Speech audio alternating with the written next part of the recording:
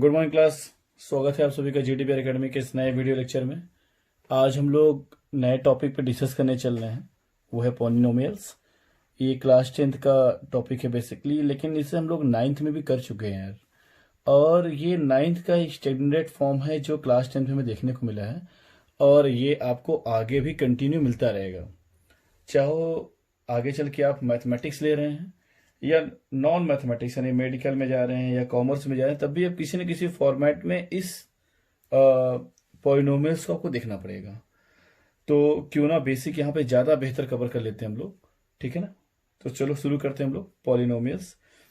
अब पॉलिनोमियल्स में हमें एक इक्वेशन दिख रही है आपको, that is f x is equal to a naught x की power n plus a one x की power n minus one plus a two x power n minus two plus dot dot dot a n minus one x plus a n. ये algebraic expression जो आपको दिख रहा है ये तभी polynomials माना जाएगा, ठीक है, जब एन आपका क्या होगा, एक नेचुरल नंबर होगा। जो एक्स की पावर आएगी वो एक नेचुरल नंबर में आएगी, तभी इस फॉर्मेट को हम लोग क्या बोलेंगे, पॉलिनोमियल्स बोलेंगे। अगर ऐसा नहीं होगा तो इसे हम लोग पॉलिनोमियल्स नहीं बोल सकते हैं। तो इसमें ए नॉट क्या है बेटा, जो A naught A one A two ये दिख रहा है, ये सब इन्हें हम लोग बोलते हैं कोफिशिएंट या फिर कांस्टेंट टर्म। कोफिशिएंट बोलते हैं या फिर constant term.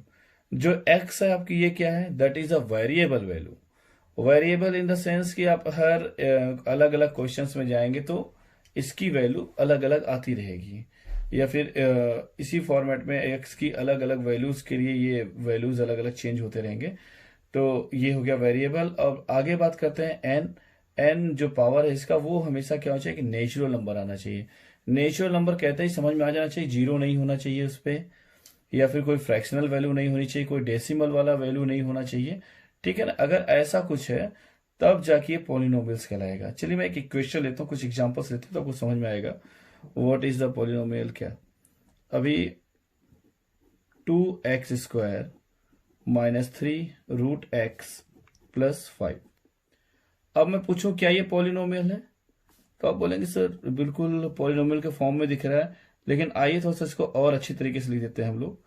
2x² minus 3, x की पावर हाफ लिख सकते हैं रूट को, क्योंकि रूट का मतलब ही होता है एक्स की पावर हाफ, प्लस 5। और अभी अभी हमने बोला कि जो x की पावर है वो कभी भी नेचुरल नंबर के अलावा कोई और नंबर नहीं हो सकता, लेकिन क्या ये नेचुरल नंबर है हाफ, नहीं।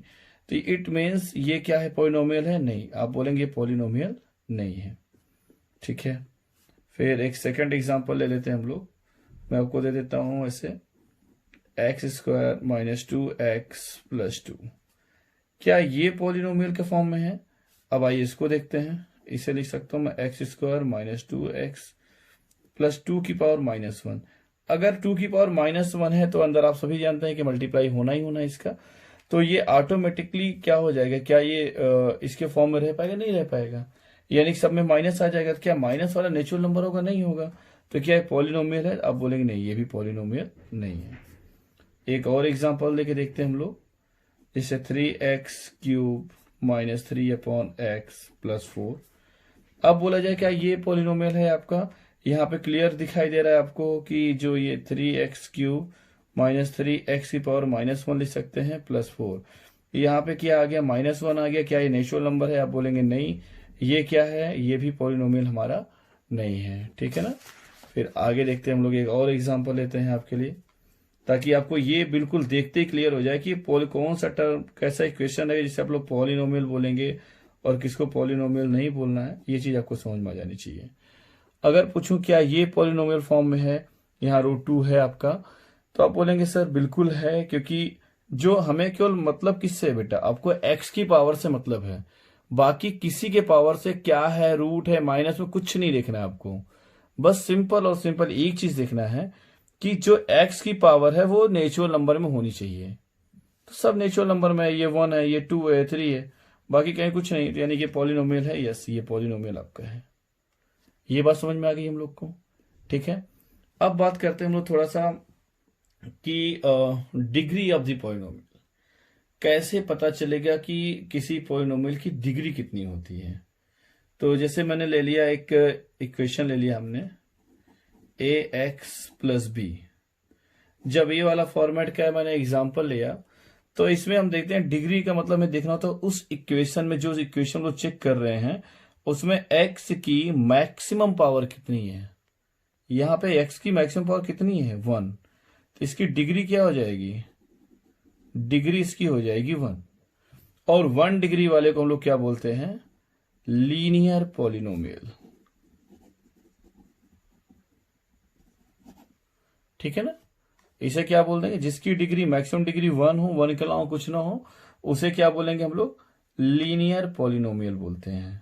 ठीक है, अगर मान लेते हैं हम लोग ऐसे एक इक्वेशन हो हमारा A x square plus B x plus C, यहां पे मैक्सिमम डिग्री कितनी है, तो मैं देखता हूं यहां पावर 1 भी है 2, लेकिन बड़ा कौन सा है, ये 2 इज ग्रेटर देन 1। तो क्या हो गया, अब जब 2 ग्रेटर देन 1 यानी कि मैक्सिमम डिग्री कितनी होगी इसकी, 2, मतलब मैक्सिमम जो पावर हो गई वो 2 हो गई, तो डिग्री भी क्या हो जाएगी इसकी, 2 हो जाएगी। और 2 डिग्री वाले को हम लोग क्या बोलते हैं, क्वाड्रेटिक पॉलिनोमियल।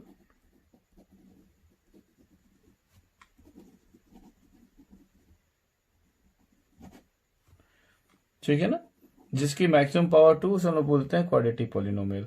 अब आता है, मान लो कि इसी फॉर्मेट को मैं ऐसे लिख दूं, A X cube B X square C X plus D. अब आपको क्लियर दिख रहा होगा कि मैक्सिमम पावर इसमें कितनी है, 3 है। तो ये कितनी डिग्री होगी बेटा, इसकी मैक्सिमम डिग्री 3 होगी। अगर 3 डिग्री तो इसे क्या बोलेंगे हम लोग, क्यूबिक पॉलिनोमियल। क्लियर, यहां तक की बात एकदम अच्छे से समझ में आ गई हम लोगों को। अब हमें ये देखना होता है कि एक नए सेशन पे चलते हैं इसके, कि जीरोस क्या मतलब होता है, जीरोस का। तो आइए देखते हैं जीरोस में क्या है आपका।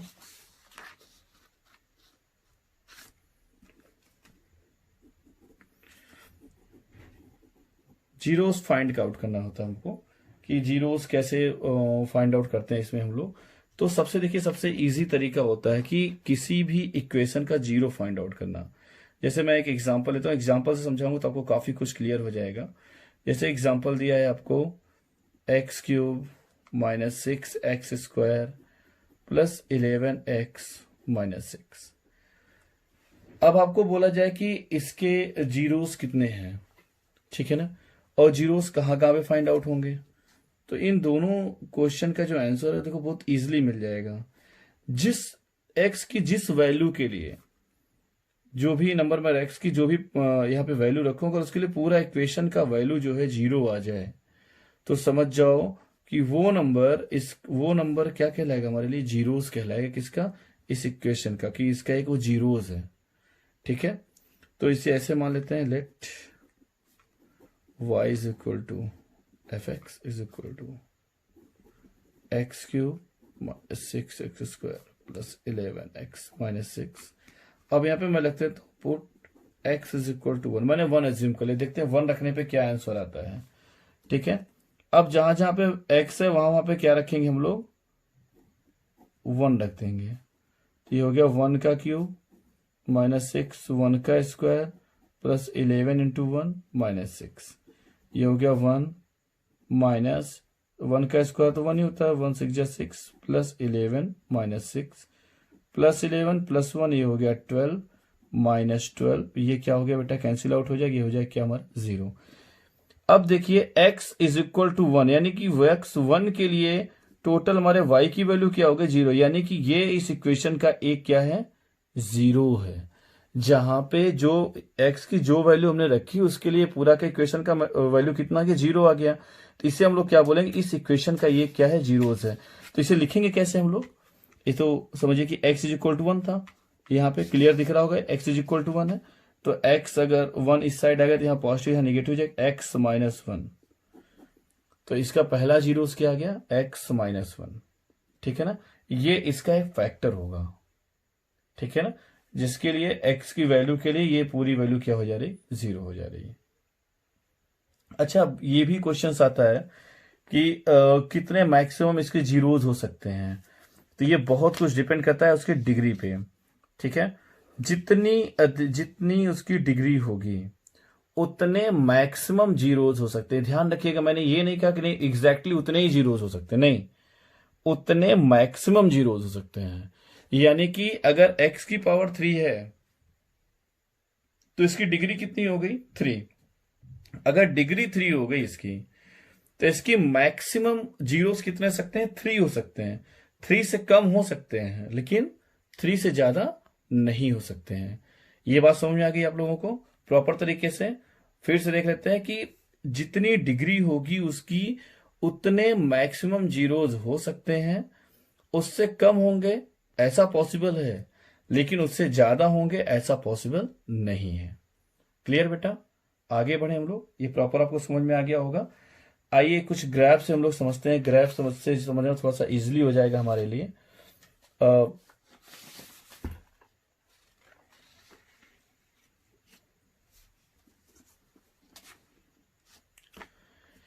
ये हमारा जीरो ऑफ ए पॉलिनोमियल। अब सबसे पहले मैं क्या करता हूं, जीरो से समझ में आ गया हम लोग को कि हाँ वहां पे वैल्यू रखेंगे जिसके लिए टोटल वैल्यू जीरो हो जाए, वो समझ लीजिए उसका एक क्या है जीरोस है। अब आइए लीनियर इक्वेशन में क्या होता है, मैक्सिमम डिग्री कितनी होगी 1, यानी कि उसका जीरोस कितना आएगा बेटा 1।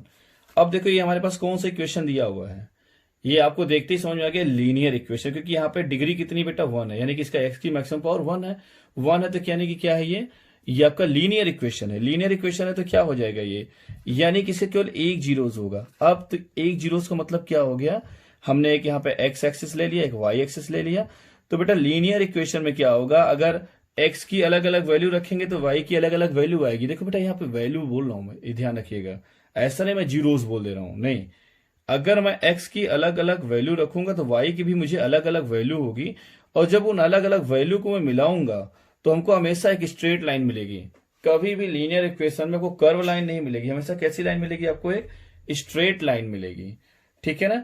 और लीनियर इक्वेशन में हमेशा ओनली 1 जीरोस मिलेगा, मतलब कोई एक ही ऐसी वैल्यू होगी जो क्या करेगा, जो एक्स एक्सिस को कट करेगा। ये ध्यान रखिए, केवल एक ऐसी वैल्यू होगी जो एक्स एक्सिस को कट करेगा, वही उसका क्या होगा, जीरोस हो जाएगा। ठीक है। तो इस तरीके से हम लोग इसको यहां पे दिखाते हैं। अब आता है क्वाड्रेटिक पॉलिनोमियल। कौन सा पॉलिनोमियल, क्वाड्रेटिक। नाम से समझ में आ गया हमको कि इसकी मैक्सिमम डिग्री कितनी होगी 2 होगी। तो एक हमने इक्वेशन ले लिया यहाँ पे, question x square minus 2x minus 8। ठीक है। अब हमने क्या कर लिया, अब इसका हमने क्या कर लिया, फैक्टराइजेशन कर लिया। फैक्टराइजेशन करने तो आता ही होगा, 8 का यहाँ पे मल्टीप्लाई करते हैं, ये हो गया 8। अब इसका ऐसा फैक्टराइजेशन करिए कि मल्टीप्लाई करने पे क्या जाए 8 आ जाए, लेकिन माइनस करने पे क्या आना चाहिए 2 आना चाहिए। तो देखिए 4 2 Z, 4 में से 2 का क्या बचा, 2 बचा आपका। ठीक है। तो फाइनली इतना हो गया आपका। तो x बराबर क्या आ गया, एक वैल्यू आ गई 4 और एक वैल्यू क्या आ गई -2। ये जो दो टर्म आए हैं ये इसके दोनों क्या है, जीरोस हैं। ये दो वैल्यू इसके लिए क्या है बेटा, इसके जीरोस हैं। यहाँ पे ये इसका जीरोस वाली वैल्यू है। क्लियर। यानी कि ये वैल्यू जैसे मैं इसमें डालूंगा तो जो हमारी एफ एक्स, जैसे यहाँ पे 4 डालूंगा तो y की वैल्यू इसके लिए क्या हो जाएगी 0, -2 डालूंगा तो इसके लिए 0। अब आइए देखते हैं, यहाँ पे एक ग्राफ हमने बनाया हुआ है, ये आपको इससे काफी कुछ क्लियर हो जाएगा। अब देखिए x इज इक्वल टू, अगर मैं -1 लेता हूं तो ये मुझे -5 मिलता है। तो आइए अगर यहाँ पे -1 लेंगे तो मुझे क्या मिलेगा, ये -5। तो इसको देखें कहाँ पे आ रहा पॉइंट आपका, यहाँ पे कहीं पे लाई कर रहा है। ठीक। अब सेकेंड, अगर मैं x बराबर -2 लेता हूं, देखिए मैंने -2 ले लिया तो y की वैल्यू क्या हो गई, 0 हो गई, यानी कि ये यहीं पे लाई करेगा। अगर मैं x बराबर क्या लेता हूं, x बराबर मैंने क्या ले 2 ले लिया तो y की वैल्यू क्या हो गई, 0 हो गई। ठीक है। यानी कि यहीं पे लाई करेगा ये। फिर अगर मैं x बराबर 0 लेता हूं तो y की वैल्यू कितनी हो जा रही है, -8 हो जा रही है। ठीक है। तो ये वाली वैल्यू हो जा रही है यहाँ पे। अगर मैं x बराबर 4 लेता हूं तो y की वैल्यू क्या हो जा रही है, 0 हो जा रही है, यानी कि यहाँ पे आ जा रहा है आपका। अगर मैं x बराबर 5 लेता हूं तो y की वैल्यू कितनी हो जा रही है, 7 हो जा रही है।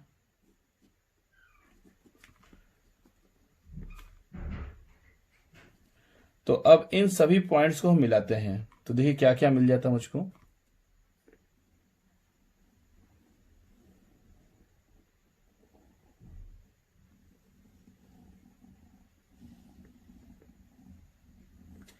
देखिए आप लोग मिलाएंगे तो थोड़ा सा इसका फिगर अच्छे से बन के आएगा, थोड़ा सा प्रॉपर तरीके से हो जाएगा। तो देखिए कि यहाँ पे आपको पैराबोला दिख रहा होगा इस जगह, यानी कि आपको केवल ये देखना है कि ये एक्स एक्सिस वाली लाइन को कितनी जगह कट किया इसने, 2 प्लेसेस पे कट किया।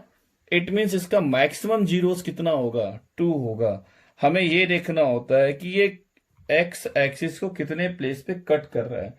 बाकी अलग अलग वाई के लिए, अलग अलग एक्स के लिए अलग अलग वाई निकल के आया हमारे लिए, ढेर सारे वाई की वैल्यूज आ सकती है, लेकिन जीरोस कितने आएंगे वो डिपेंड करता है उसकी डिग्री पे। कितना डिग्री था इसका, 2, मैक्सिमम जीरोस कितने हो गए, 2 हो गए। क्लियर हो गया बेटा ये। आइए कुछ और ग्राफ हैं जिससे हम लोग इसको और अच्छे से समझते हैं थोड़ा सा।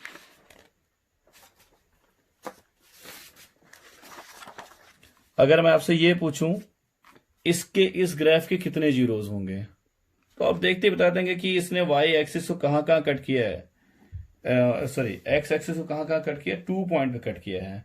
तो इसके मैक्सिमम जीरोस कितने हो जाएंगे बेटा, 2 हो जाएंगे। अब देखिए ये भी हमारा क्वाड्रेटिक इक्वेशन, बेटा जब भी पैराबोला बनेगा आपका तो आप समझ जाइए वो इक्वेशन कैसी होगी, क्वाड्रेटिक इक्वेशन ही होगी, तभी वो पैराबोला बना है, नहीं तो पैराबोला वो नहीं बनता है। तो आगे क्या यार ये कहीं पे एक्स एक्सिस को टच किया, नहीं किया। इट मीन्स इसके कोई जीरोज होंगे, तो आप बोलेंगे इसके कोई जीरोज नहीं होंगे। देखिए मैंने आपको बताया था ना कि मैक्सिमम जीरोस कितने हो सकते हैं क्वाड्रेटिक इक्वेशन के, क्योंकि डिग्री इसकी 2 है तो मैक्सिमम जीरोस भी कितने होंगे, 2 होंगे।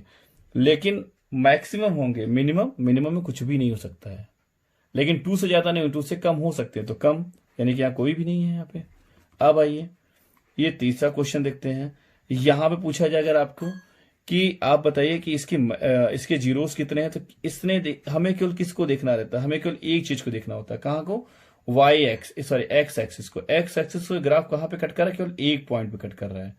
इट मीन्स ये नंबर क्या है आपका, यानी कि इसके मैक्सिमम जीरोस कितने होंगे, 1 होंगे। समझ में आ गया होगा आप लोग को।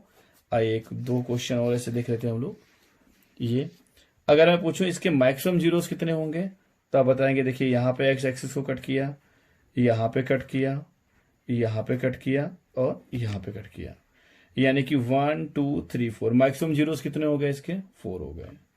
ठीक ठीक इसी तरीके से अगर मैं पूछूं कि इसके मैक्सिमम जीरोस कितने होंगे, तो आप क्या बोलेंगे, मैक्सिमम जीरोस कितने होंगे। क्या ये वाई एक्स एक्सिस कहीं पे कट कर रहा है, ये ग्राफ नहीं कर रहा है, तो ये क्लियर हो गया। अगर एक्स एक्सिस को नहीं कट कर रहा है यानी कि वाई पे जा रहा है ये, तो हमें वाई से कोई मतलब नहीं है, यानी कि सिर्फ मैक्सिमम जीरोस कितने होंगे, 0, कोई भी जीरोस यहाँ पे इसके नहीं होंगे, यानी कोई सोल्यूशन इसका नहीं होगा। यहां तक की बात आपको समझ में आ गई बेटा। अब जो सबसे इंपॉर्टेंट समझना है हमें उसमें ये ग्राफ का एक क्वेश्चन है, वो थोड़ा सा आपको ज्यादा ध्यान देना होगा क्योंकि आपको आगे चल के ये चीजें मिलने वाली हैं। तो आइए देखते हैं उसे कैसे करना है हम लोग को। A real number alpha is 0 of a polynomial fx if fx is equal to 0, sorry f alpha is equal to 0, यानी कि कोई भी एक हमारा इक्वेशन है, अल्फा उसका 0 तभी हो सकता है जब अल्फा की वैल्यू वहां रखूंगा इक्वेशन में, तो इक्वेशन की वैल्यू टोटल कितनी आ जाए, 0 आ जाए। ठीक है ना। तो उसके लिए क्या हो जाएगा हमारा अल्फा, वो अल्फा क्या कहलाएगा, उसका ये जीरोस कहलाएगा। अभी आपको अल्फा बीटा गामा ये टर्म ध्यान रखने होंगे, ये बहुत ढेर सारे आगे चल के वो मिलने वाले, हम लोग को बार बार मिलेंगे टर्म, तो आपको याद रहना चाहिए। तो अल्फा बराबर इसके लिए क्या हो जाएगा, हमेशा स्टार्टिंग यहीं से करते हैं माइनस से, तो माइनस बी अपॉन ए, बी का मतलब हो गया constant term upon coefficient of x. X का कोफिशिएंट मतलब जो हमने ध्यान रखा है ना, पीछे हमने दिखाया था कि a1 a2 ये, तो जो x के आगे जो भी हमें कांस्टेंट टर्म मिलेगा वो हमारा कोफिशिएंट होता है। क्लियर बेटा।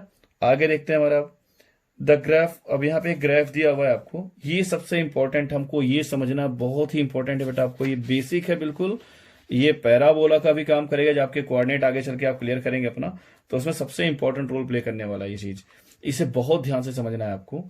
तो एक ग्राफ दिया आपको, y is equal to a x square plus B x plus c are given, identify it signs of a b and c in each of the following. हमें केवल ए बी सी का जो है यहाँ पे sign जो है यहाँ पे दिखाना है, बताना है कि इसके साइंस जो है वो कैसे होंगे, पॉजिटिव होंगे कि निगेटिव होंगे, क्या होने, ये आपको बताना पड़ेगा। अब इसके लिए जो सबसे इंपॉर्टेंट टर्म है वो हम शुरू करते हैं। तो कुछ चीजें हैं जिसे आपको नोट करनी होंगी, ठीक है ना। ये आपको ये क्वेश्चन दिख गया, इसे आगे हम लोग डिस्कस कर लेंगे। अभी पहले जो आपको समझना है वो ये कि इसे सॉल्व करने के लिए मुझे ये चीजें आनी बहुत जरूरी हैं। पहले तो हमें properties of the quadratic function समझ में आना चाहिए। पहला क्या है, अगर मुझे ग्राफ ऐसे दिया है ओपन, किस साइड, अपवर्ड साइड, अगर हमारे पैराबोला का फेस ऊपर साइड खुला हुआ है तो हम वहां पे ए की वैल्यू क्या होगी, हमेशा पॉजिटिव होगी, यानी कि ए इज ग्रेटर देन 0 होगा। क्लियर। लेकिन अगर वही ग्राफ ऐसे डाउनवर्ड है, ओपन है लेकिन कहां पे है, डाउनवर्ड है, तो हम वहां पे क्या बोलेंगे, ए हमारा क्या होगा, वहां पे नेगेटिव होगा, यानी कि ए इज लेस देन 0। ये बिल्कुल ध्यान रखिएगा, बहुत ज्यादा यूज होने वाला है आगे ये। नेक्स्ट, अब क्या है आपका ये, the axis of symmetry is at x is equal to, देखिए इसका मतलब क्या हो गया, ये हो गया इसका vertex, vertex of the parabola. It means जो वर्टेक्स होता है वहां से एक आप ऐसे लाइन ड्रॉ करेंगे तो पहले तो इस पैराबोला को कट कर देगा, यानी कि 2 इक्वल पार्ट में कट कर देगा, हाफ करता है। वर्टेक्स उसी को बोलते हैं जहां पे पैराबोला क्या हो जा रहा है, हमारा हाफ हो जा रहा है। अब यहां से एक लाइन खींच देंगे तो ये सिमेट्री लाइन होगी इसकी, ठीक है ना, जो वाई एक्सिस के ठीक उसे सिमेट्री लाइन हो जाएगी। तो यहाँ पे एक्स की वैल्यू जो आएगी -b/2a एंड -d/4a। ये आपको आपके क्वेश्चन बुक में दिया होगा, लेकिन आपको क्लियर नहीं हो रहा होगा कहां से आई ये वैल्यू, यहां से आई क्योंकि उसका सिमेट्री वैल्यू है ये। अब ये पे लिखा है ना, it cuts the parabola in half, it also known as the vertex. 4 है आपका, use the x values of the axis of symmetry x coordinate of the vertex into find the value of the vertex, then y intercept is 0 and c। अब ये line आपको मैंने यहाँ पे बताई थी। अब हमें y यहाँ पे क्या होगा, x हमारा 0 होगा तो y की वैल्यू हमारी c, क्योंकि बेटा जो पहली वैल्यू होती है हमारी x की होती है, सेकंड वैल्यू हमारी y की होती है। अगर ये हमारी वैल्यू 0 हो गई तो जो बचेगा कांस्टेंट हमारा क्या हो जाएगा, वो y हो जाएगा। अब आइए इस क्वेश्चन को हम लोग सॉल्व करते हैं। ठीक है, क्वेश्चन हमारा क्या है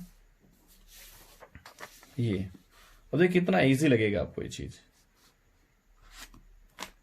ठीक है, सबसे पहले बताइए पैराबोला कैसा है हमारा, ये डाउनवर्ड है, और डाउनवर्ड है यानी कि ए हमारा क्या हो जाएगा, लेस देन 0। अगर ए हमारा लेस देन 0 है तो -b/2a हमारा क्या हो जाएगा, लेस देन 0 हो जाएगा। अगर ये भी लेस देन 0 है तो इसे मैं लिख सकता हूं -b इज लेस देन 0। जैसे साइन चेंज हो जाएगा तो ऑटोमेटिक इसके ये साइन भी चेंज हो जाती है, तो इसका मतलब हो गया b इज ग्रेटर देन 0। अब अगर x पे हमारे लाइन यहाँ पे कट, जीरोस पे कट कर रहा है, तो आप देखेंगे इक्वेशन क्या था हमारा, y is equal to ax square plus bx plus c। तो यहाँ पे x बराबर क्या रख देंगे हम लोग, 0। तो y इज इक्वल टू क्या हो जाएगा, ये वैल्यू हो गई 0, ये वैल्यू हो गई 0, इज इक्वल टू c। तो c हमारा यहाँ पे बच गया। ठीक है, तो c ऑटोमेटिक हमारा क्या हो जाएगा, ग्रेटर देन 0। तो फाइनली हमारी तीनों की वैल्यू समझ में आ गई आपको, a is less than 0, b is greater than 0 and c is greater than 0। ये तीनों की साइन हो गई। कितना इजी है करना हमारे लिए, प्रॉपरली समझ में आ गया। सबसे पहले मुझे ये चेक करना है कि ये जो हमारा पैराबोला है ये अपवर्ड है या डाउनवर्ड है। यहीं से आपका ये पूरा का पूरा क्वेश्चन सॉल्व हो जाता है। अगर ये अपवर्ड है तो a is greater than 0, downward है तो a इज लेस देन 0, और अगर a इज लेस देन 0 तो बाकी चीजें आप इस तरीके से कर सकते हैं। ठीक है, अब इस क्वेश्चन को आप बैठ के घर पे करेंगे, पूरे ग्राफ को जो आपके एग्जाम्पल में दिया हुआ है RD शर्मा के। अब जो नहीं आएगा आपको वो हमसे आप डायरेक्टली पूछेंगे। वीडियो अगर आपको पसंद है बेटा इसे शेयर जरूर करिएगा।